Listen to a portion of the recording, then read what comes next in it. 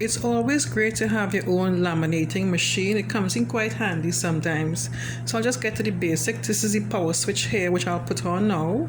And while it has to heat up, and when it heats up, it's going to say this light is going to come on to green.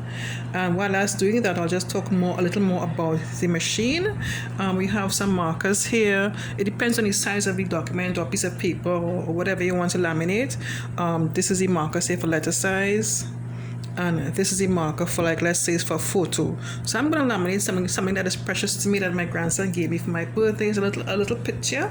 I'm going to laminate that. That's basically letter size. So I'm going to be using these two markers here. So I'll be back in a few seconds when this is ready. So this is my little document that I want to laminate. Like I said before, it's a precious document that my grandson gave to me. So it's already in the pouch. So when this is ready, I'm just going to simply put it through the machine for it to be laminated. Okay, the machine is ready now. As you can see, the light is green. So I'm just going to line up my little packet here with the lines for letter size. Push that in.